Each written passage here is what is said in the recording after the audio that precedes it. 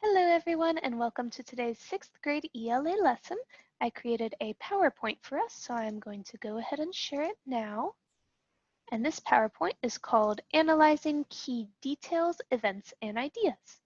So you will need paper as well as a pencil. Okay, so for our agenda or our plan for today, we are first going to review some vocabulary. Next, we will have a read aloud on snow sculptures, where we'll be analyzing how the key individuals, events, and ideas in that text are introduced, illustrated, and elaborated upon. Then we'll do the same thing for our text on dinosaurs. And finally, we'll do the same thing for our text called A Day in the Life of Zookeepers. Then we will conclude and recap how our lesson went. So for our I can statement, which is kind of like the goal of this lesson, it is going to be, I can analyze how key individuals, events, and ideas in a text are introduced, illustrated, and elaborated upon. Okay, so we're going to be focusing on how to analyze those key individuals, events, and ideas, as well as how those individuals, events, and ideas are introduced, illustrated, and elaborated upon. And introduced means that kind of like the beginning, when they're first introduced, like when they're first brought to the scene. Illustrated kind of refers to those captions and the artist's pictures and things like that. And elaborated upon means that additional details are given. So for our vocabulary, we have individuals. Individual is a person. Event, something that happened, as well as anecdotes, which are kind of like stories. So for each read aloud passage, we're going to ask 4 main questions. We'll also answer these 4 main questions.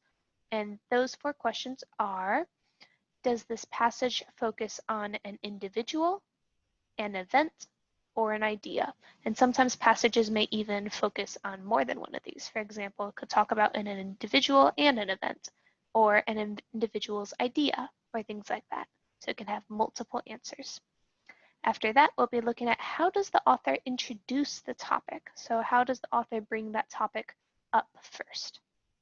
Next, how does the author illustrate the topic? So does the author use certain drawings, or does the author use imagery to kind of help the reader picture the scene in his or her head? How does the author illustrate the topic? After that, we'll be giving 3 examples of how the author elaborates on the topic. So how does the author provide those additional details on the topic? Maybe anecdotes, those stories. How does the author expand on the topic? So first I'm going to model an example for you. And this is going to be from Highlights Magazine, their February 2008 edition. So before we get into all of our discussion questions, we're first going to read this out loud, or to yourself. I'll read it out loud. It's called The Great Snow Sculpture Contest, and it's by Rebecca Kane. Okay, so let's read this together. Every winter, people travel to the tiny mountain town of Breckenridge, Colorado, to play in the snow. Some ski or snowboard, others snowshoe or ride snowmobiles, and some come to carve giant snow sculptures. These are not your average snowmen with carrot noses, button eyes, and broom handle arms. They are works of art. And our next subtitle says Champion Snow Sculptors. Every January, Breckenridge hosts the International Snow Sculpture Championships. 14 teams travel from all over the world, from Mexico to Switzerland, to compete. Teams sculpt for 65 hours over 5 days. Each team hopes that when the time is up, its sculpture will be judged the best. As the championship begins, enormous 12-foot tall by 10-foot wide cement crates are set up. A machine blows snow into each crate. Volunteers called snow stompers strap on their snow boots, climb inside the crates, and stomp the snow down. Their job is to pack the snow hard so that no air pockets or holes are in the blocks. Once the snow has been compacted, the sides of the crates are removed and a 20-ton block of snow remains for the artist to carve. The sculptors bring out their favorite tools. Some prefer potato peelers, while others use spoons. They choose tools that work best on hard, iced snow. Ice picks, garden shovels, tiny Japanese saws, and even cheese graters. Strict guidelines don't allow tools that use electricity, such as power saws. Our next subtitle is Turning Ideas into Art. Most teams get ideas from things they have seen. They might carve a copy of the Statue of Liberty or a teapot with tea pouring out. One team sculpted a kitten on its hind feet, reaching into a fishbowl, complete with air bubbles, water ripples, and a crab trying to pinch the kitten's paw. In 2006, Team USA sculpted a golden retriever looking at its reflection in a mirror. To create the illusion that the puppy saw its reflection in the glass, the artists carved two identical puppies facing each other with their paws touching. And the quote says, "We wanted to sculpt a piece in which the viewer was able to participate," end quote, said Rob Nayland, Team USA's captain. And then starting a new quote, "The concept was also strong enough that everyone was able to understand it," end quote. And our next subtitle says the prize. As the final hours of the championship tick by, exhausted team members add last-minute details. They use small whisk brooms to brush off snow caught in tiny crevices. One team member counts down the last 5 minutes while others scramble to clean up the tools. If they leave any tools out, they will be disqualified. When the whistle blows, everyone must step away from the sculpture. The judges then vote on creativity, technical skills, and visual impact of the designs. In 2006, Team USA took first place for their golden retriever sculpture titled Discovery. But the contest is not just about medals and ribbons. And there's a new quote that says, "It's not about the prize," Nayland said. "It's about touching the audience," end quote. As the championship ends, Nayland is already dreaming of the next masterpiece his team will design. And we have some captions here. Hard work turns huge blocks of snow into works of art. So this is their teapot pouring tea into a mug. Then we have sculptures start with a 20-ton block of hard-packed snow. So you can see this is way taller than even a person. Like this is a huge chunk of snow. This one says no power tools allowed. So this is Team USA's golden retriever sculpture looking at itself in the mirror. Then we've got Team USA's Discovery wins first place. So that's the sculpture again. Okay, so now that we have read this passage, we have 4 discussion questions. Does this passage focus on an individual, an event, or an idea? Explain. How does the author introduce the topic? How does the author illustrate the topic? And give 3 examples of how the author elaborates on the topic. So I'm going to help us with this first one just to kind of model an example. Okay, so for the first one, does this passage focus on an individual, an event, or an idea? Explain. So it did talk about Nayland, Rob Nayland, who is Team USA's captain, but this whole passage didn't really focus on Rob Nayland. Rather, it focused on a specific topic or specific event. In this case, we can see that this specific event was the annual International Snow Sculpture Championships. We found that by looking at our text right here where it says, every January, Breckenridge hosts the International Snow Sculpture Championships. So that's the event that this whole passage is dedicated to. It's always talking about how they're building these snow sculptures and how they sculpt it. So our answer would not be an individual and it wouldn't be an idea, rather it would be an event, and that event is these championships.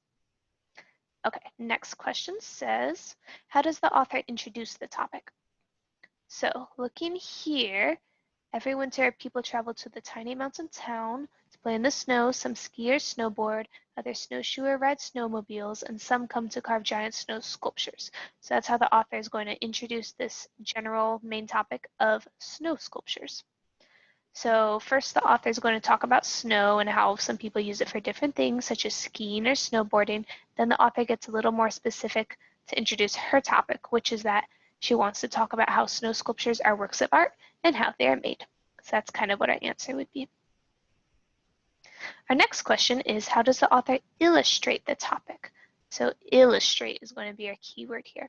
So in this case, the author includes several pictures of snow sculptures, such as this one, and this one, so we can kind of see the works of art. She completes these with captions and explanations of the photos. So like this one, hard work turns huge blocks of snow into works of art. Then you've got this one's called a fishing tail, which won the Kids' Choice Award in 2003. Then you've got sculptures start with a 20-ton block of hard-packed snow. So you can see that all of these illustrations are captioned. Now, for our next discussion question, give 3 examples of how the author elaborates on the topic. So how does the author provide those additional details? There are a whole bunch of ones that you could have chosen from. For me, I decided to do, the author shows that the contest is a big event by explaining that teams come from all over the world to compete. That's because it says 14 teams travel from all over the world, from Mexico to Switzerland to compete. So that's one detail.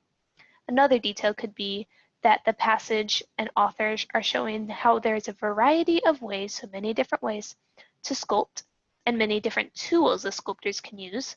That's where they're talking about how some use potato peelers, others use spoons, ice picks, garden shovels, Japanese saws, cheese graters. There's a whole bunch of options. And my third example of how the author can elaborate on the topic would be that the author includes quotes from sculptors to elaborate on the topic and add another perspective. So here, the passage included some quotes from Rob Nayland, who is a Team USA's captain. Okay, so now we are going to try the same technique of these 4 discussion questions with another passage. So this passage is taken from Highlights magazine, their April 2007 edition. So I'm going to guide you through this one. And you will also have your own opportunity to answer the 4 discussion questions after reading this passage. All right, so let's read this together. What Dinosaurs Left Behind by Melissa Stewart. In the summer of 2000, 2 Canadian boys had the adventure of a lifetime.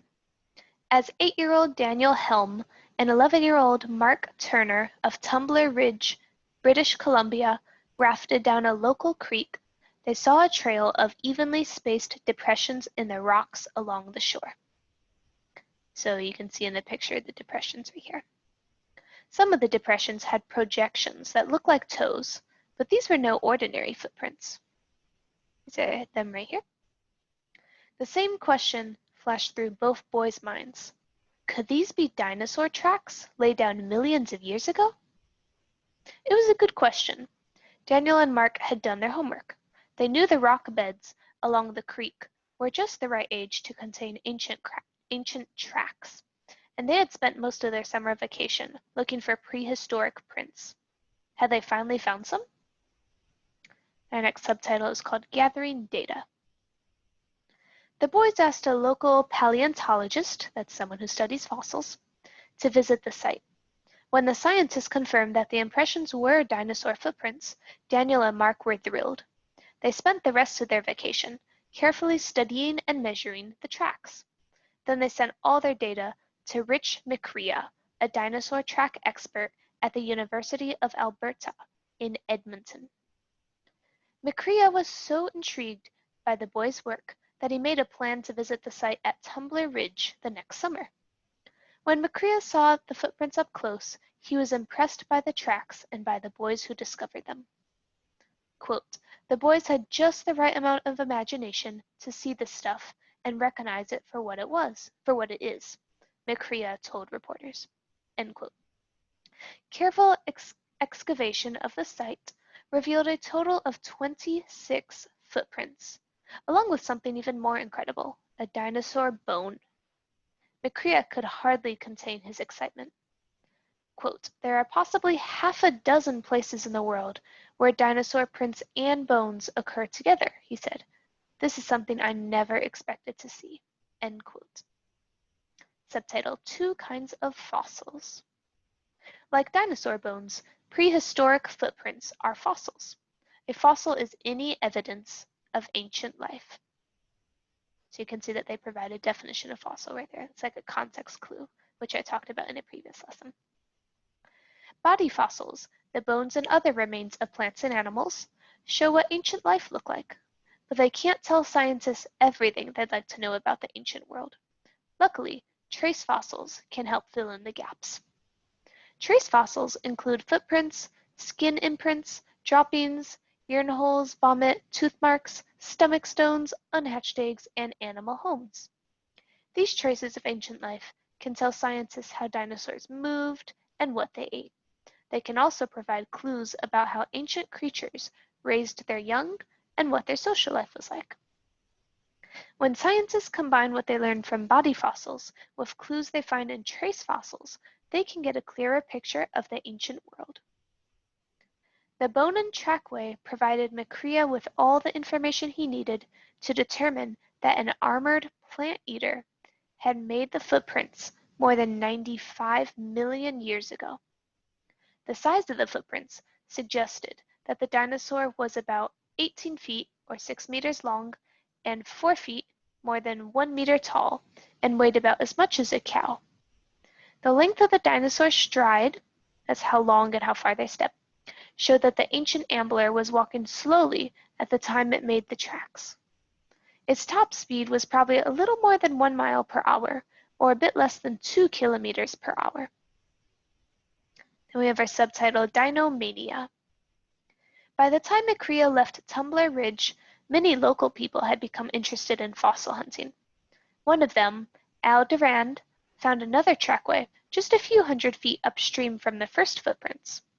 The site had more than 200 footprints made by at least 4 different kinds of dinosaurs.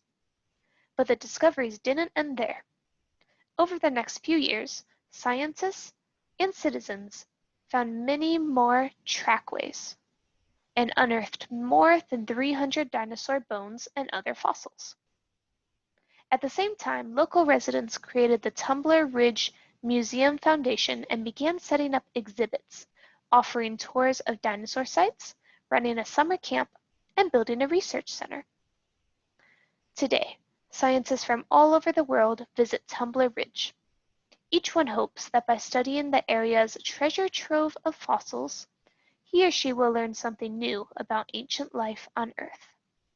No one knows what incredible discoveries these researchers might make in the future. But what we do know is that none of their work would be possible without the summertime explorations of 2 curious boys.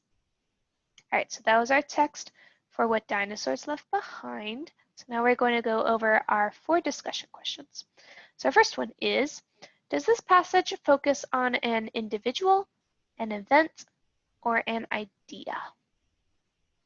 So I'm going to let you pause the video and consider whether the passage focuses on an individual, an event, or an idea. And remember, you can kind of have multiple answers too. And I'm going to have you explain it on your piece of paper. So you can pause the video and do that.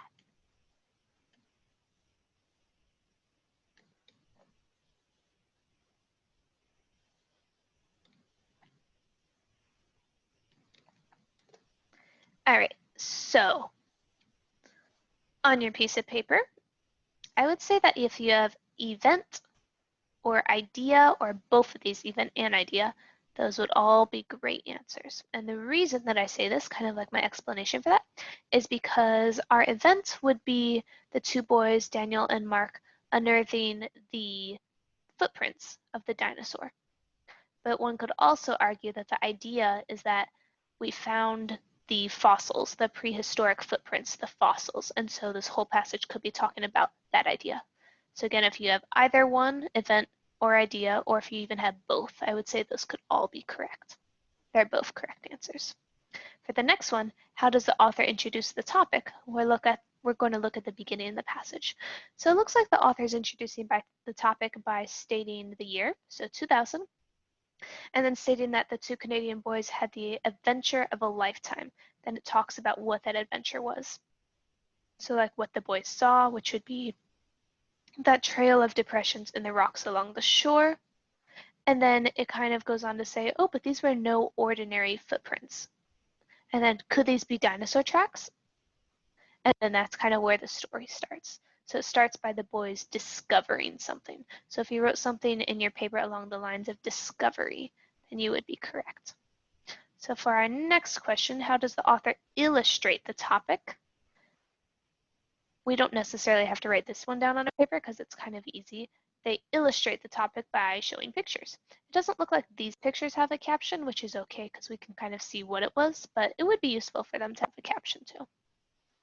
And then for our last one, I will have you write this one down on your paper. The last one is give 3 examples of how the author elaborates on the topic. So in other words, on your piece of paper, you're going to write a 1, a 2, and a 3, and then you're going to write those 3 examples that you found of how the author elaborates or provides additional details on the topic. So at this time, you can pause your video and write down those 3 details.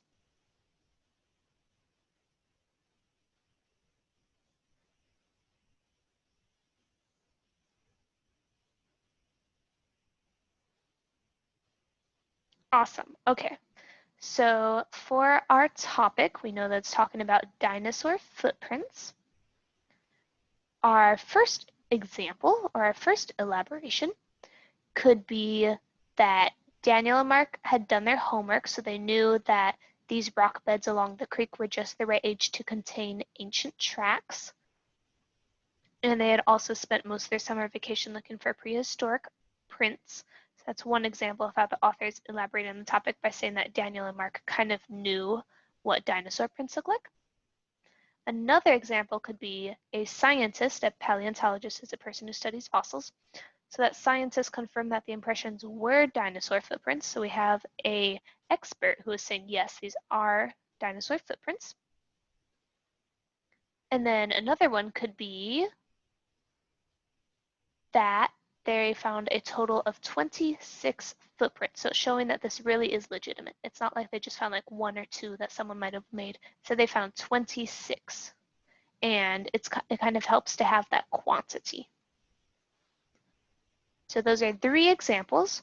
We do have some more examples on the other page. So for example, the size of the footprint suggested that the dinosaur is about 18 feet, 6 meters long, and 4 feet more than 1 meter tall. So again, it's providing those additional details, additional elaborations, and there's lots of other details that you could have also used. So if you had something similar, that is also perfectly fine. Okay, so now it's time for some independent practice. So I'm going to give you this passage, we'll read it together, and then you can answer the 4 discussion questions all on your own. This one's called A Day in the Life of a Zookeeper, and it's from that same Highlights magazine as the other passage. And this passage is from Kimberly M. Briggs. And it starts out right away with this. If you have pets, you know that caring for animals is a big job. Okay, let's read this together. I am a service volunteer at the San Antonio Zoo. My job is to help the zookeepers with their daily work. From 7 a.m. to 4 p.m., we are busy with the animals. To keep the animals happy and healthy, we do many of the things you might do for your pets. In the morning, you see how your pets are doing. At the zoo, keepers arrive early to check on the animals. This part of our job is called doing rounds.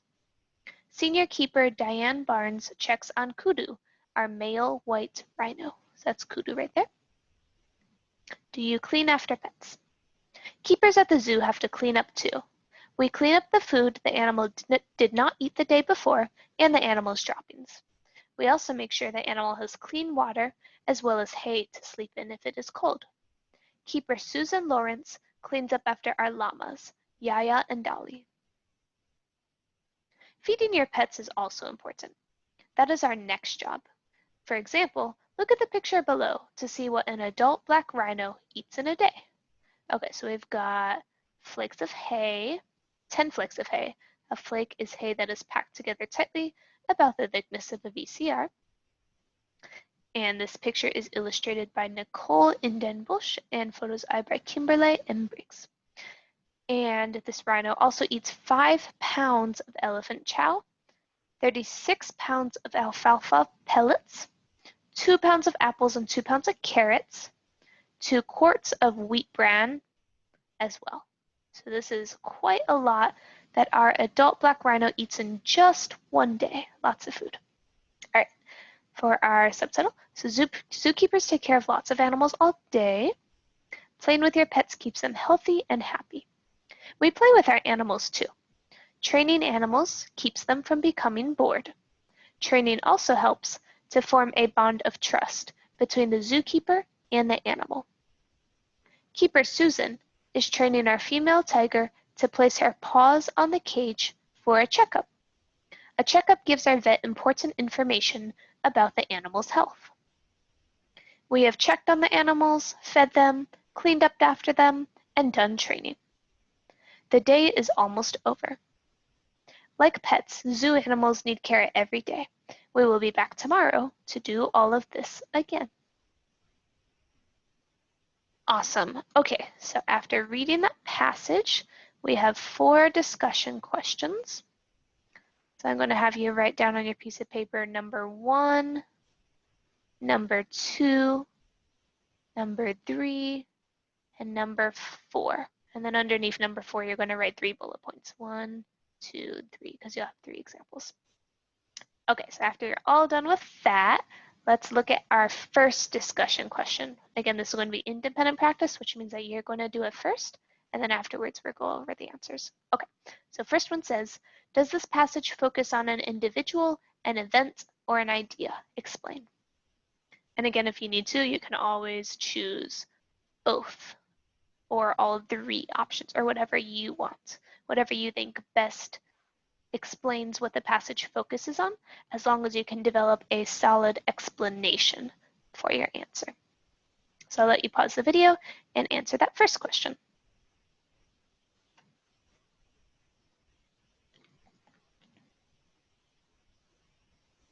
Awesome. Okay. So in my own opinion, I would say that this passage most focuses on an idea, and I'm going to explain why.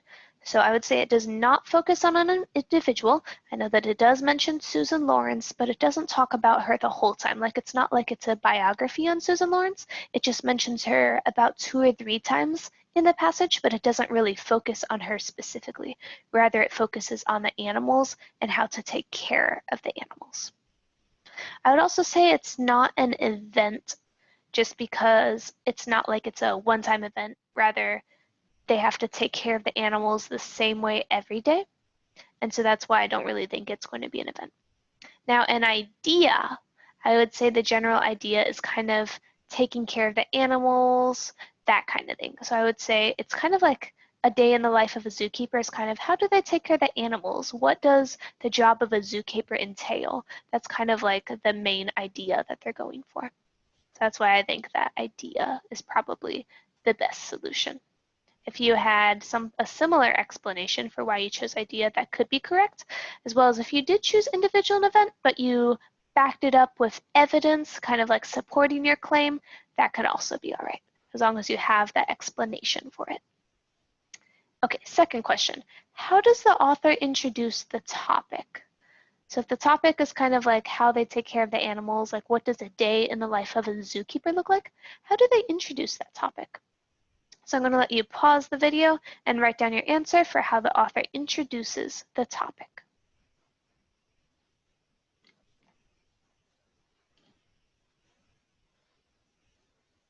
Okay, so looking at the beginning of the passage, we can see it says, I'm a service volunteer at the San Antonio Zoo. My job is to help the zookeepers with their daily work, and it talks about them being busy with the animals, making sure they're happy and healthy, and that there's many things that you must do for your pets.